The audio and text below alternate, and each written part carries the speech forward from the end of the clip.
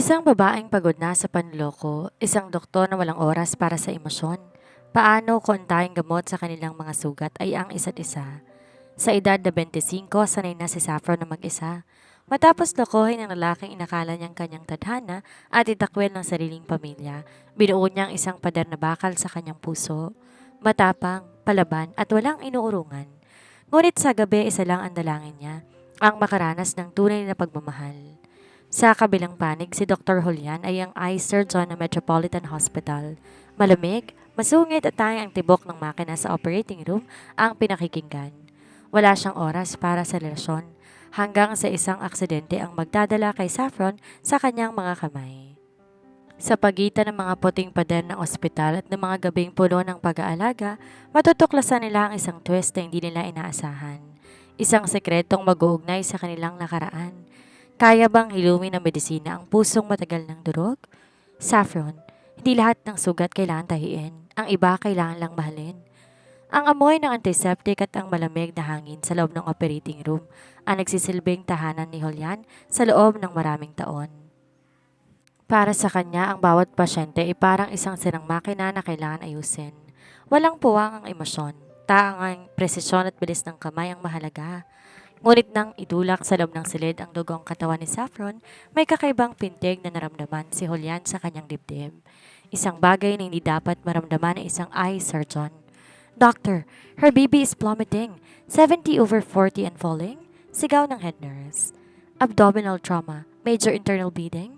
Mabilis na pagsusuri ni Julian habang sinusuot ang kanyang surgical gloves. Tiningnan niya ang maputlang mukha ng babaeng nasa mesa. Kahit puno ng gasgas at dugo, bakas pa rin ang ganda nito. Isang ganda na tila hinaluan ng matinding pagod at lungkot. Stay with me, bulong ni Julian. Isang di inaasahang kilos mula sa kanya. Hinawakan niya ang malamig na kamay ni Saffron bago niya sinimula ng unang hiwa. Lalaban ka, hindi pa tong oras mo? Sa loob ng 4 na oras, naging madugo ang labanan. Ilang beses muntik nang tumigil ang puso ni Saffron, ngunit tila ayaw siyang bitawan ni Julian.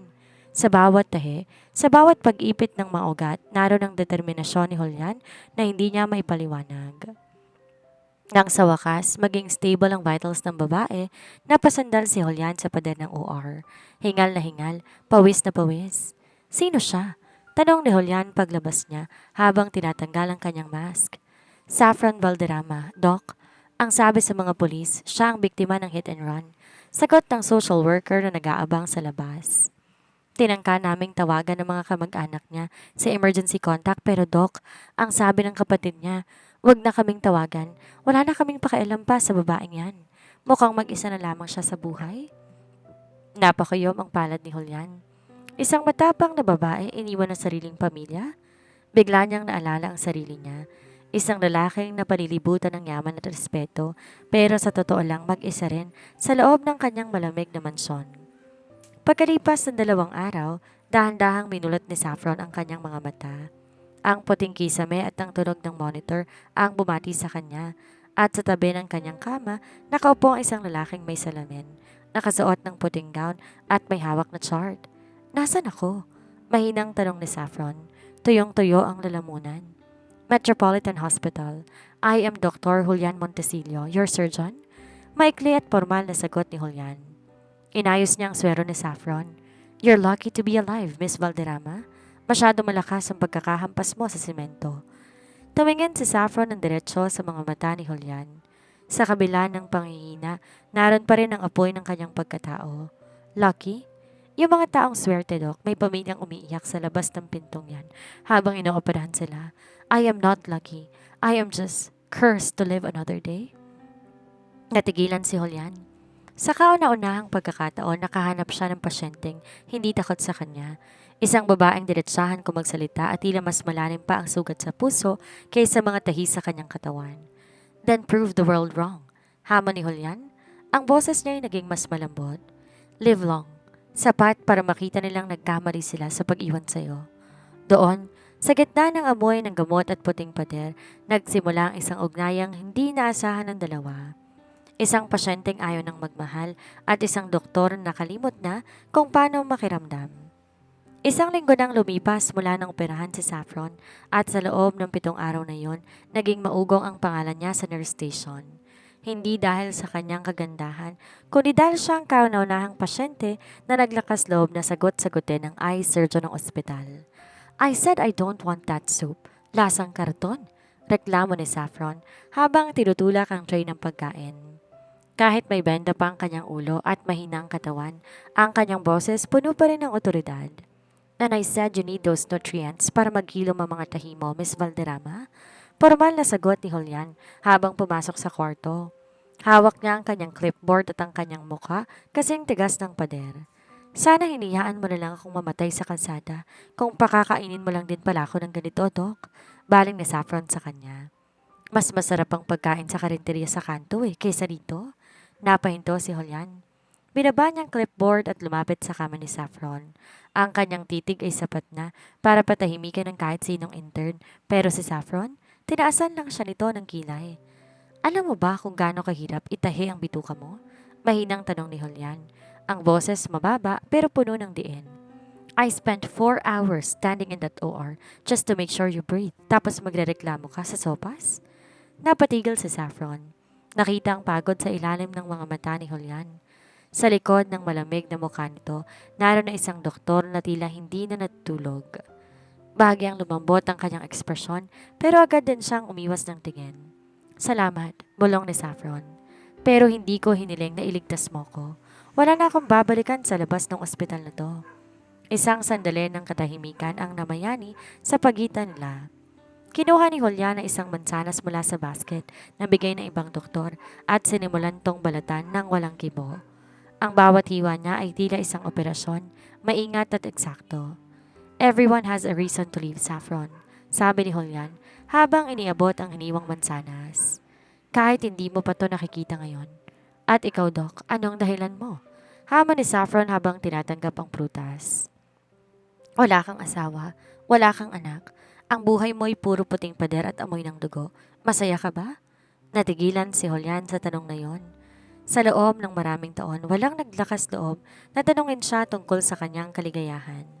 Lahat hangad lang kanyang husay bilang surgeon. Ngunit ang babaeng to, na halos mamatay na ay may lakas ng loob na usisain ng kanyang kaluluwa. I save lives. That's enough for me. Sagot niya sabay tayo. Finish your food. I will check on you again tonight. Habang naglalakad si Julian palabas, napansin niya ang isang maliit na kwintas na nakapatong sa side table ni Saffron. Isang sirang kwintas na tila hinaluan ng luha at alikabok. Sa labas ng pinto, napahinga siya ng malalim. Dr. Julian? Tawag ng isang nurse. May bisita po si Miss Valderrama, isang lalaki raw na nagngangalang Marcos.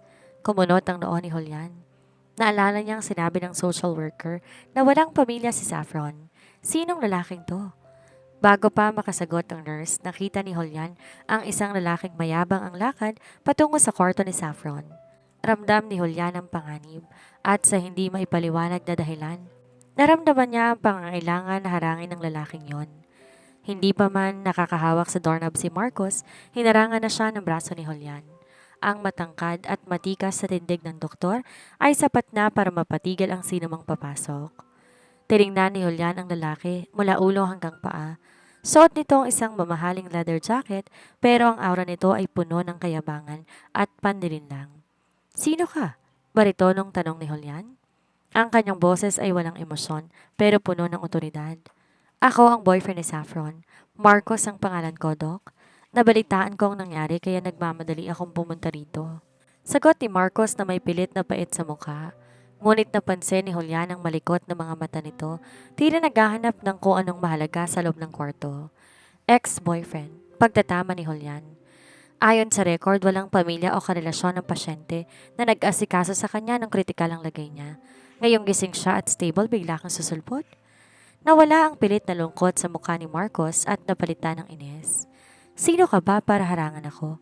Doktor ka lang dito. Wala kang pakialam sa personal na buhay ng pasyente mo. I am her attending surgeon and as of now, she's under my protection. Malamig na tugon ni Julian. Hindi makakabuti sa recovery niya ang anumang stress kaya kung wala kang dalang medical clearance o pahintulot mula sa kanya, umalis ka na. Doc, Julian! Isang nangihinang tawag mula sa loob ng kwarto ang pumutol sa kanilang sagutan. Napilitang pumasok si Julian, kasunod si Marcos na mabilis na nakalusot. Nang makita ni Saffron si Marcos, tila nagyelo ang dugo sa kanyang mga ugat. Ang kanyang mga kamay nagsimulang manginig sa ilalim ng kumot. Saffron, baby! Salamat sa Diyos at ligtas ka. Akmang yayakapin ni Marcos si Saffron pero mabilis sumarang si Julian sa pagitan nila. Kunwari tinitingnan ng IV line ng dalaga. Marcos, anong ginagawa mo rito? Tanong ni Saffron. Ang boses puno ng puot. Nakuha mo ng pera ko. Niloko mo na ako. Ano pang gusto mo? Saffron, nagkamali lang ako. Gusto kong bumawi. Nabalitaan ko na may malaking insurance claim ang aksidenteng to at gusto kitang tulungang makuha yon. Diretsong sabi ni Marcos na di man lang nahiya sa harap ng doktor. Doon naintindihan ni Julian ang lahat. Ang lalaking to, hindi narito para kay Saffron. Narito to para sa perang makukuha ng dalaga mula sa insurance ng hit and run accident. Nakita ni Julian ang pamumuo ng luha sa mga mata ni Saffron, hindi dahil mahal pa nito ang lalaki, kundi dahil sa tindi ng pambabastos nito sa kanyang pagkatao. Security. Mahinang tawag ni Julian sa kanyang radyo. Ano? Idedirekta mo ako sa security? Sigaw ni Marcos. Miss Valderrama needs rest at ikaw, Mr. Marcos, ay isang polusyon sa hangin ng ospital na ito. Sabi ni Julian habang diretsong nakatitig sa lalaki. Lumapit ang dalawang malalaking guard, hinawakan si Marcos sa magkabilang braso. Bitawan niyo ako. Saffron, kakausapin pa kita. Hindi pa tayo tapos? Sigaw ni Marcos habang kinakaladkad palabas. Nang tumahimik ang paligid, naiwan ang mabigat na paghinga ni Saffron. Di niya napansin na hawak na pala ni Julian ang kanyang nanginginig na kamay. Huwag kang matakot, bulong ni Julian. Sa kauna-unahang pagkakataon, ang eye surgeon ay nagpakita ng init na dahil para sa kanya lang. Hanggat narito ka, walang makakasakit sa'yo, kahit ang nakaraan mo. Tumingala si Saffron at sa gitna ng kanyang pagluha, nakita niya ang lalaking handang maging kalasag niya. Isang doktor na hindi lang sugat sa katawan ang kayang gamutin. Mula na mangyaring enkwentro kay Marcos, naging mas mahigpit ang seguridad sa paligid ng kwarto ni Saffron. Ngunit hindi lang ang mga guard ang nagbago.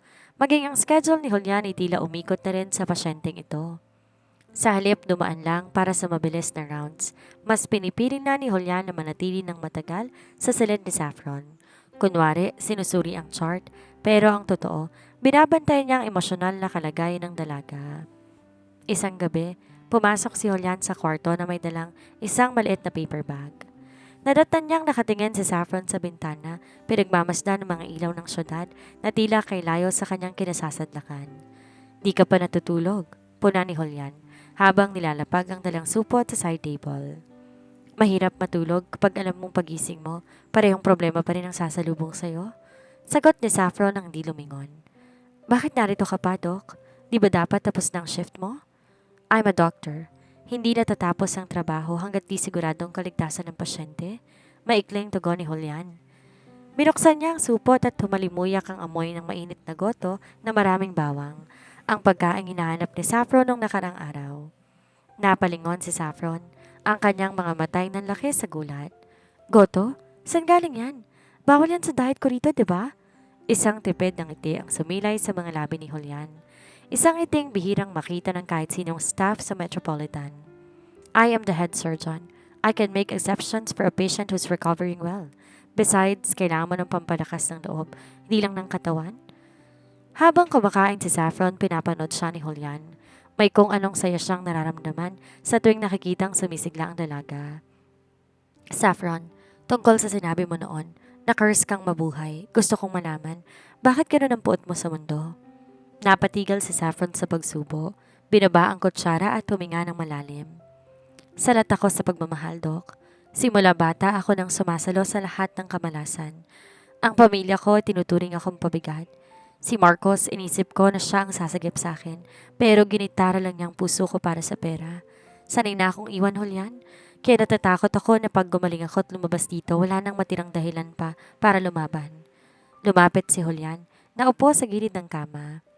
Sa kauna-unahang pagkakataon, hindi bilang doktor, kundi bilang isang lalaki, hinawakan niya ang kamay ni Saffron. Ang kanyang palad mainit, sapat na para tunawin ang yelo sa puso ng dalaga. Kung wala kang makitang dahilan sa labas, Hanapin mo muna dito sa loob. Bulong ni Julian. Ang boses ay naging malambot at puno ng sinseridad. Di ka aksidenteng napunta sa mga kamay ko, Saffron.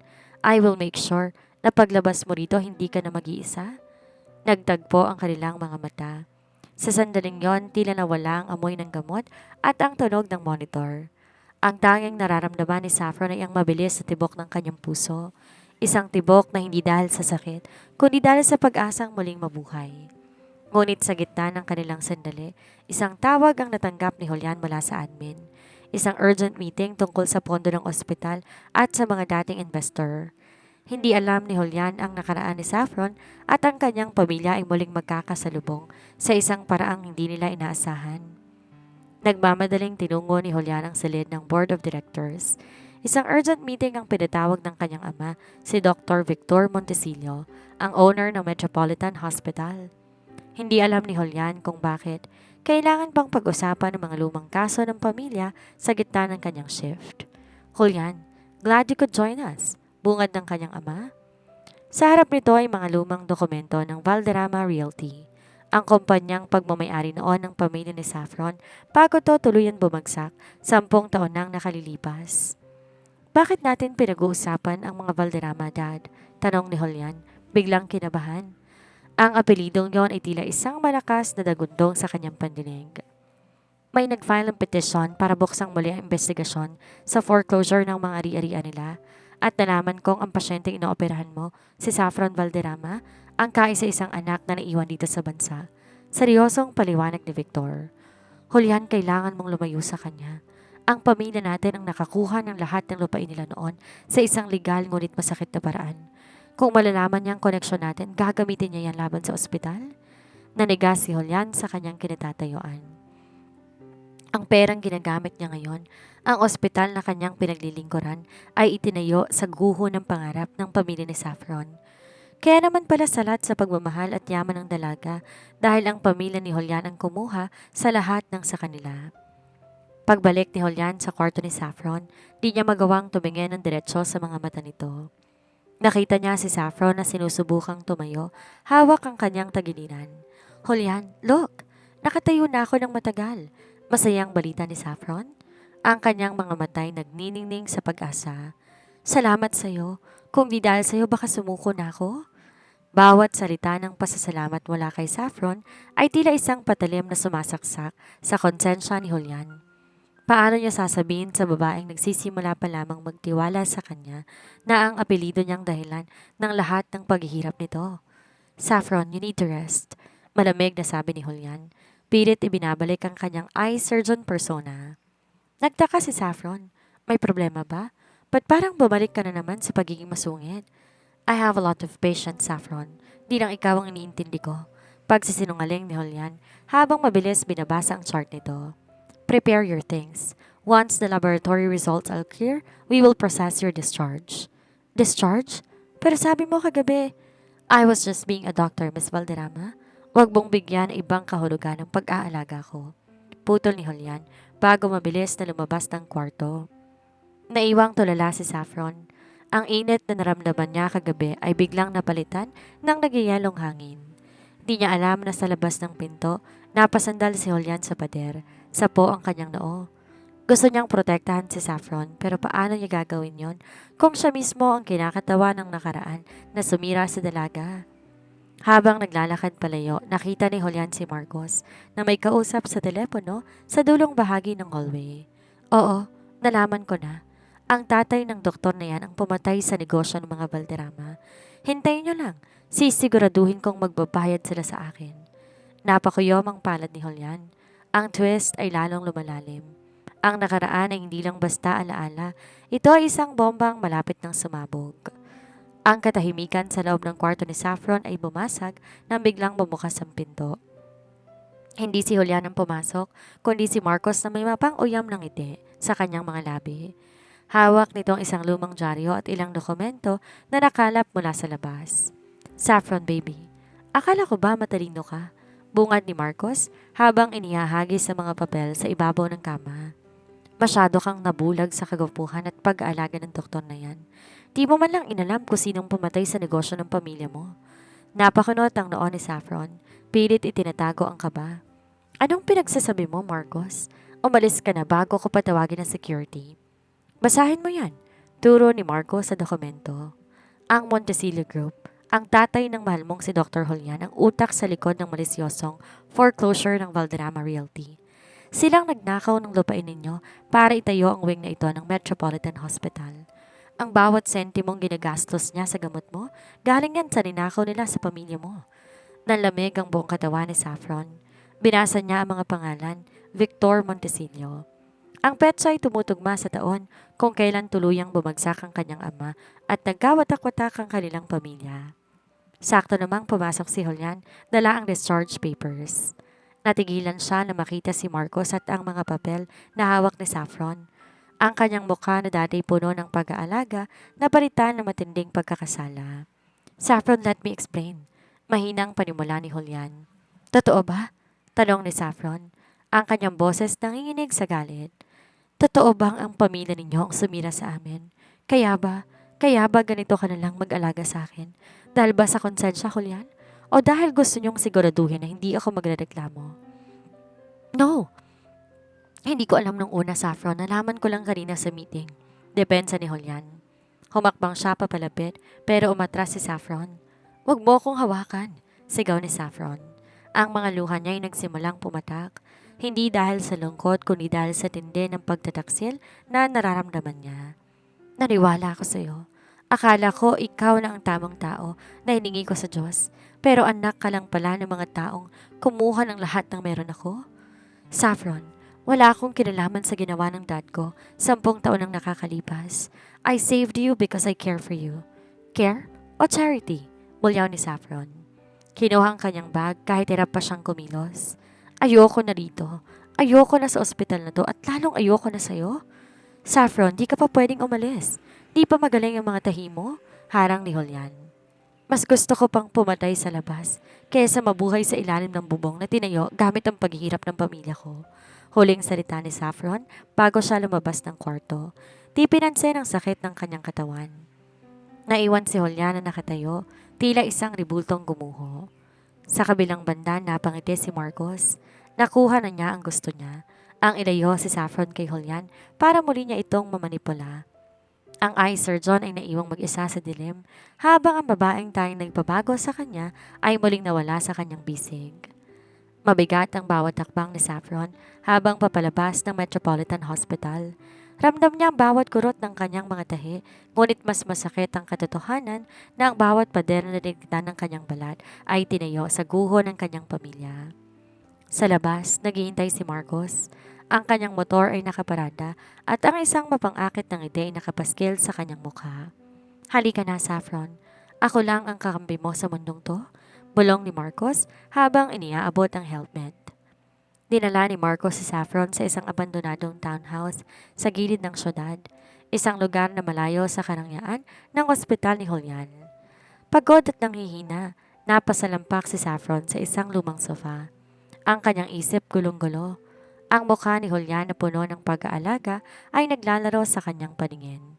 Ngunit agad tong napalitan ng galit sa tuwing maalala niya ang apelidong Montecillo. Kailangan mong pirmahan to, Saffron? Biglang sabi ni Marcos. Nilapag ang isang makapal na folder sa harapan niya. Ano yan? Takang tanong ni Saffron. Isang special power of attorney para makuha natin ang insurance money mo sa aksidente at ang settlement mula sa pamilyang Montecillo. Gagamitin natin ang ebidensya laban sa tatay ng doktor na yan para makuhang nararapat para sa iyo. Paliwanag ni Marcos. Ang kanyang mga mata ay nanlilisik sa kasakiman. Napatitig si Saffron sa dokumento. May kung anong mali. Marcos, bakit pangalan mong nakalagay sa beneficiary dito? At bakit kailangan ngayon agad? Di pa nga ako nakakapag-isip ng maayos. Nag-iba ang timpla ng mukha ni Marcos. Hinawakan niya ng mahigpit ang braso ni Saffron, sapat para mapaungol ito sa sakit. Huwag ka ng maraming tanong. Niloko ka na ng doktor. Huwag mo na akong pagdudahan. Ako ang nagligtas sa iyo sa kanila. Sa sandaling iyon, natauhan si Saffron. Hindi siya iniligtas ni Marcos.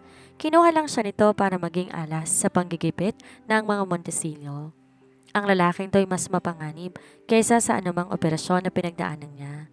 Samantala, sa loob ng kanyang opisina, hindi mapakali si Julian. Hinarap niya ang kanyang ama, si Dr. Victor. Dad, kailangan ibalik lahat ng kinuha niyo sa mga Valderrama. Hindi ako papayag na ang propesyong ito mabahiran ng dugo at pagnanakaw. Julian, matagal na yung tapos. Negosyo yun, sigaw ni Victor. Hindi to negosyo, Dad. Ito ay buhay ng tao, bulyaw ni Julian. Nawala si Saffron dahil sa atin. At kung may mangyayari sa kanyang masama sa kamay ng lalaking yon, hindi ko kayo mapapatawad. Kinuha ni Julian ang kanyang susi ng sasakyan. Gagamitin niya lahat ng kanyang koneksyon para mahanap si Saffron. Sa kauna-unahang pagkakataon, ang eye surgeon ay handang sumuway sa kanyang sariling ama para sa babaeng nagturo sa kanya kung paano waling tumibok ang puso. Sa townhouse, nakita ni Saffron ang pagkakataon. Nang pumasok si Marco sa banyo, sinubukan niyang abutin ang kanyang cellphone, ngunit laking gulat niya na makitang wala itong signal. Nakulong siya sa isang hawla na siya mismo ang pumili sa loob ng madilim na townhouse. Ramdam ni Saffron ang panunuyo ng kanyang lalamunan, ang bawat paggalaw niya na nagdudulot ng hapdi sa kanyang mga tahi. Ngunit mas masakit ang takot na nararamdaman niya habang pinapanood si Marcos na naghahanda ng mga gamit nito. Hindi na ito ang lalaking minahal niya noon. Isa na tong halimaw na nilamon ng kasakiman. Pirma ka na, Saffron. Huwag mo nang hintayin na masaktan pa kita, banta ni Marcos habang winawagayway ang ballpen sa harapan niya. Kahit patayin mo ko, Marcos, hindi ko ibibigay sa iyo ang huling dignidad na meron ako. Matapang na sagot ni Saffron kahit na nanginginig ang kanyang boses. Biglang binalibag ni Marcos ang mesa. Ang tunog ay umalingaw-ngaw sa buong bahay. Ngunit bago siya makalapit kay Saffron, isang malakas na kalabog ang narinig mula sa pintuan. Sa isang iglap, bumukas ang pinto, tumamba na isang figura ni Julian. Hingal na hingal, gusot ang kanyang scrub suit at ang mga mata ay nagbabaga sa galit. Julian! Sigaw ni Saffron. Ang kanyang puso ay bigla na puno ng pag-asa. Bitawan mo siya, Marcos? Mariing utos ni Julian. Ang kanyang boses ay hindi ang malamig na boses na isang doktor. Ito ang boses na isang lalaking handang pumatay para sa kanyang pinoprotektahan. Natawa na mapait si Marcos. Mabilis kinuhang isang kutsilyo sa kusina. Tinutok sa leeg ni Saffron. Huwag kang lalapit, Doc. Isang hakbang mo pa, hihiwain ko ang leeg ng mahal mo. Napatigil si Julian. Tinaas niya ang kanyang mga kamay. Sinusubukan na pakalmahin ang sitwasyon. Marcos, alam ko ang lahat. Alam ko ang mga atraso mo sa batas. Ang pulis ay nasa labas na. Kung pakakawalan mo si Saffron ngayon, maaari ko pang hilingin na pagaanin ang kaso mo. Sinungaling. Gusto niyo lang akong iligaw para makuha ang pera? Sigaw ni Marcos. Sa sandaling yon, nakita ni Julian ang pagkakataon. Ang paa ni Marcos bahagyang nadulas sa tulo ng ulan mula sa butas na bubong. Di nag-atubili ang doktor. Sa bilis ng isang surgeon, sumugod siya, sinangga ang kamay ni Marcos. Nagkaroon ng matinding pisikal na sagupaan. Julian, mag-ingat ka, sigaw ni Saffron habang pilit na gumagapang papalayo. Isang matalim na hapdi ang naramdaman ni Julian sa kanyang braso nang daplisan siya ng kutsilyo, ngunit hindi siya bumitaw. Gamit ang kanyang bigat, naitumba niya si Marcos at dinisarmahan ito. Kasabay nito ang pagpasok ng mga pulis na tinawagan ni Julian gamit ang GPS tracker na parehim niyang nilagay sa gamot ni Saffron bago to lumabas ng ospital.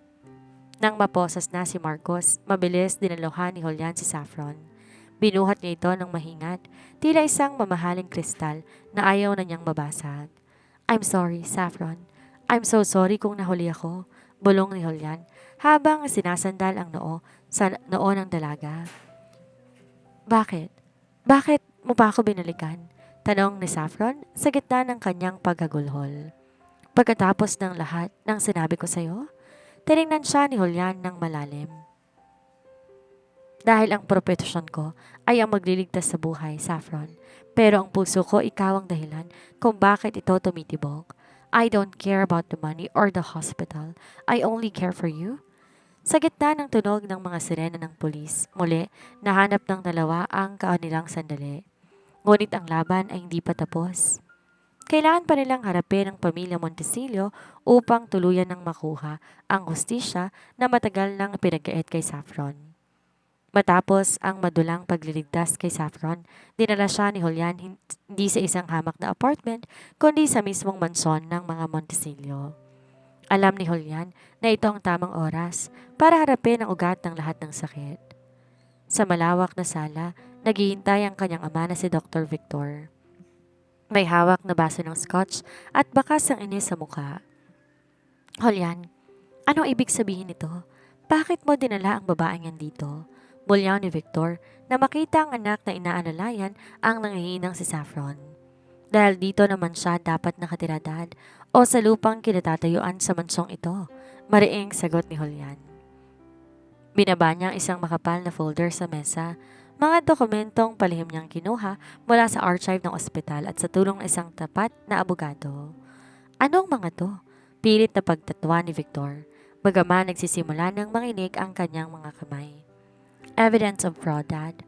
10 taon na itong tinago. Ang foreclosure ng Valderrama Realty ay hindi legal. Minanipulan ninyo ang mga stocks nila at gumamit kayo ng dummy companies para makuha ang ari-arian nila sa kakarampot na halaga, paliwanag ni Julian. Ang kanyang boses ay malamig. Ang boses na isang lalaking pinipiling gawin ang tama kaysa protektahan ng maling dangal ng pamilya. Napatitig si Saffron sa mga dokumento.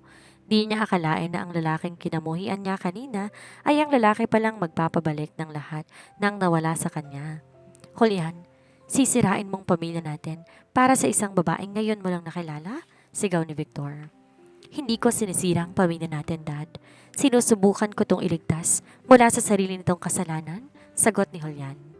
Ito ang settlement papers. Ibalik mo kay Saffron ang shares na nararapat para sa kanya at ang lupain sa Batangas na kinukuha ng ospital.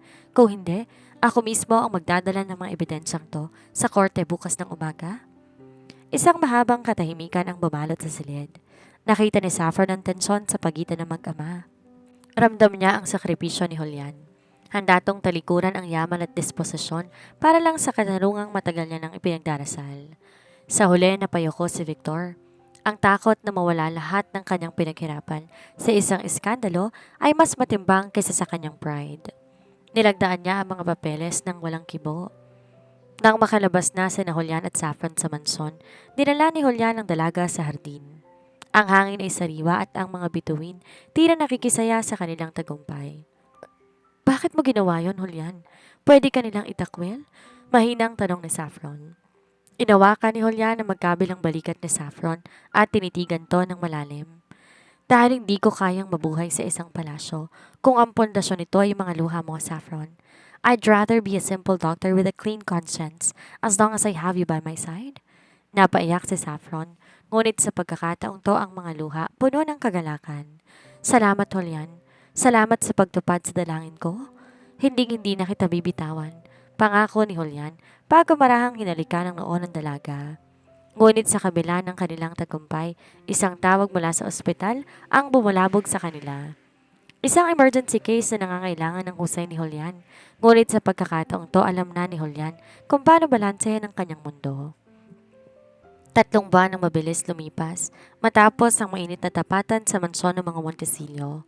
Ang dating matapang at palaban na si Saffron unti-unti nang naghihilom.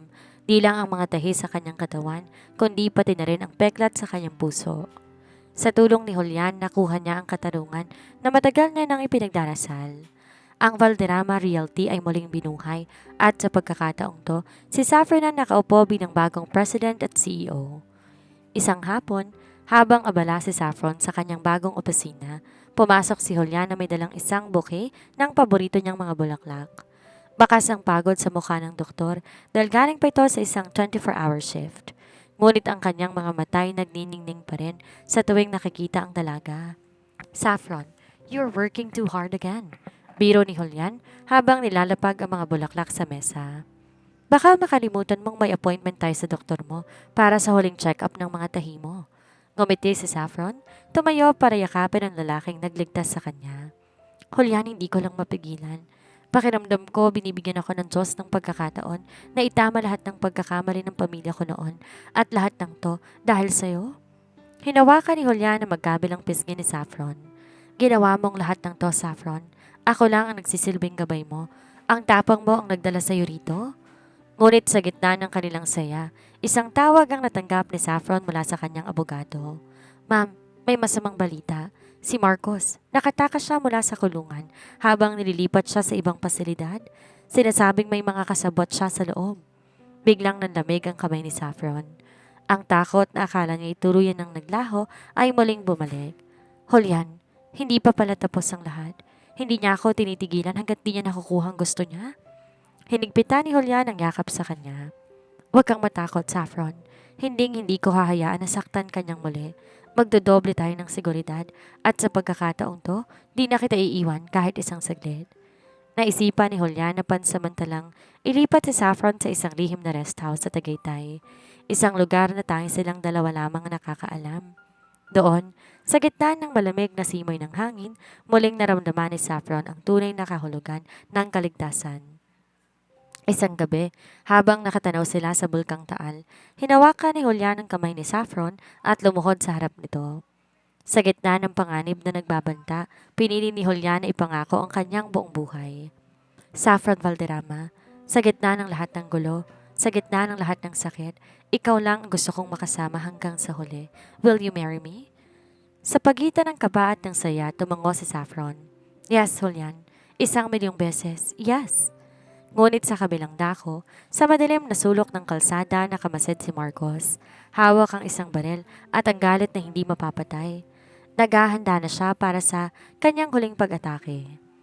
Ang pag-ibig ni Julian at Saffron ay muling masusubok sa isang madugong tagpo.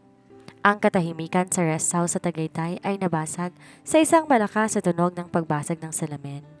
Kasunod nito ang pagpatay sa lahat ng ilaw sa paligid.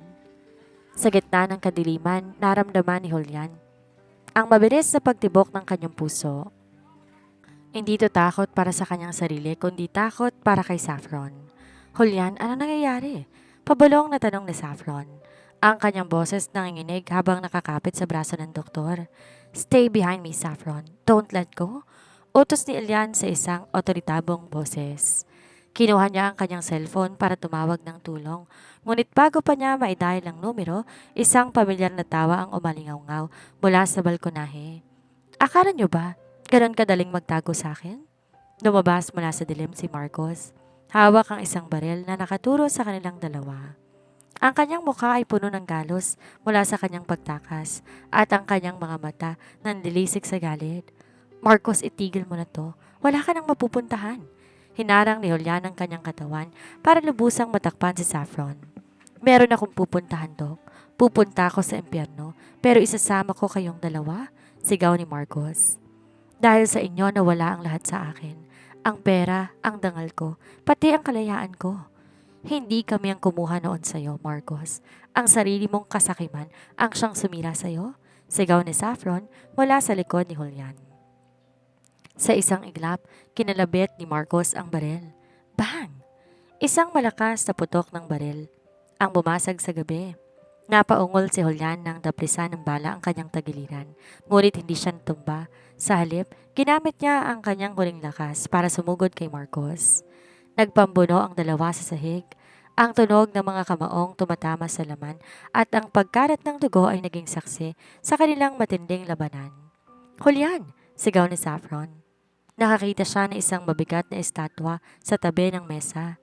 Sa kabila ng takot, muling bumalik ang katapangan ni Saffron. Di na siya ang babaeng salat sa pagmamahal.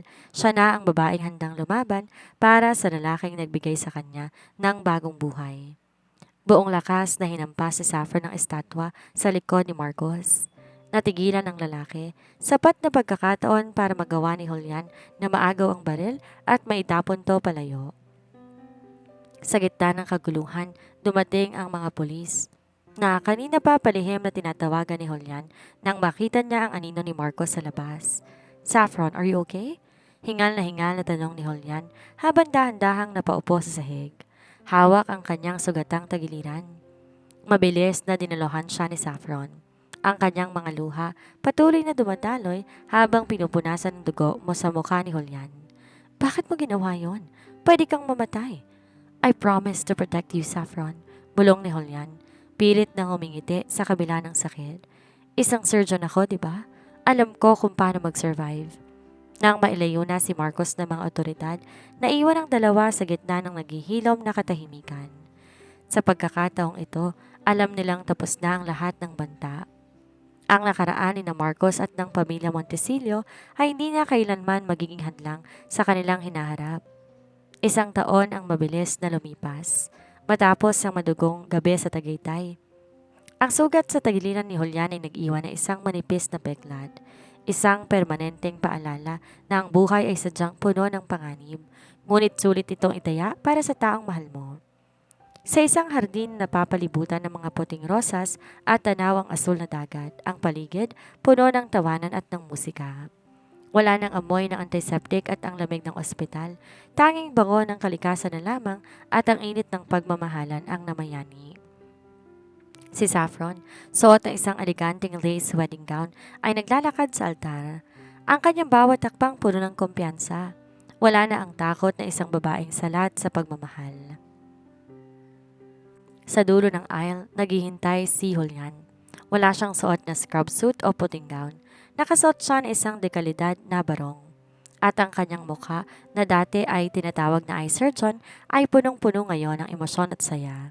Sa tabi niya ay ang kanyang ama, si Victor, na tuluyan ng nagbago at tumingin ng tawad sa lahat ng kasalanan nito sa pamilya Valderrama.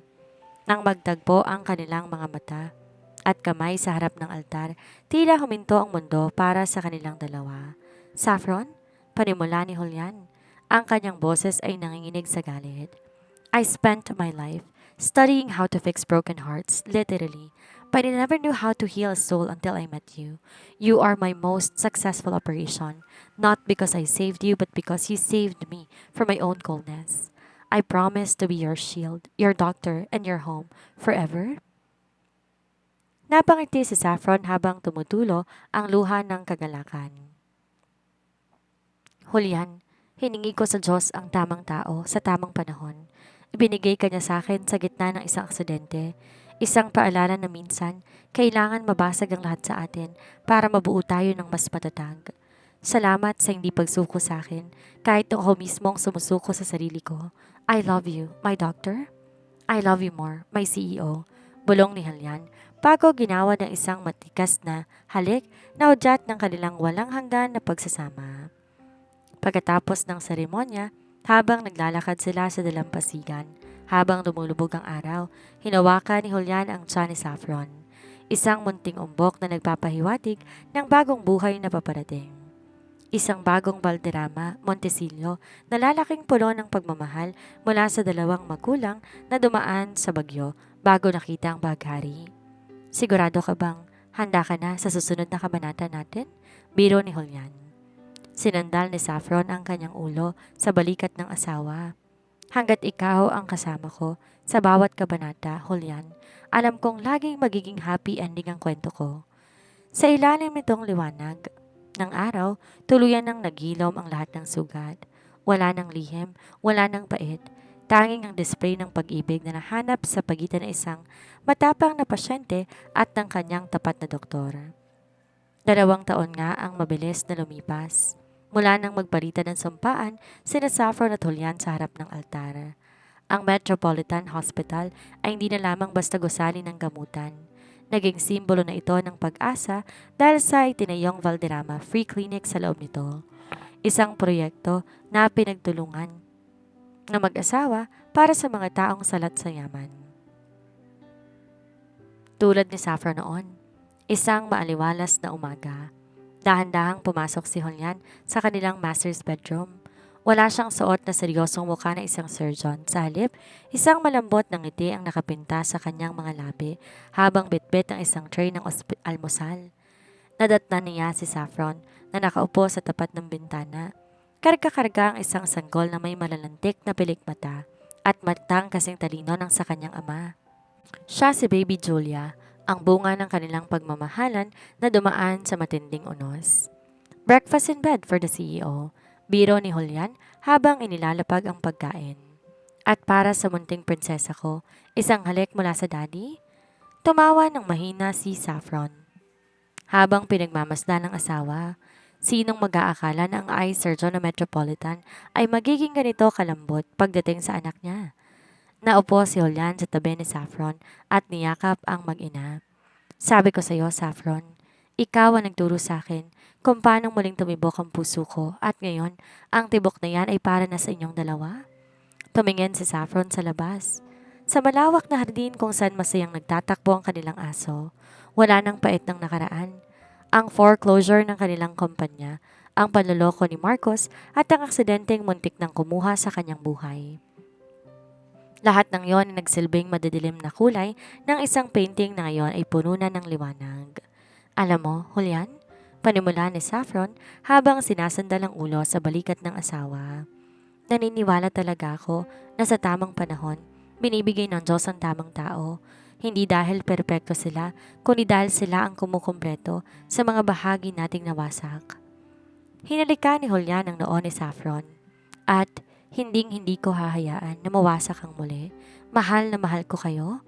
Sa silid na iyon kung saan nananahan ng tunay na pag-ibig, tuluyan ang naglaho ang mga anino ng kahapon. Ang kwento na Saffron at Julian ay hindi na lamang nagtapos sa isang kasal. Ito ay nagpatuloy sa bawat araw na pinipili nilang mahalin ang isa't isa.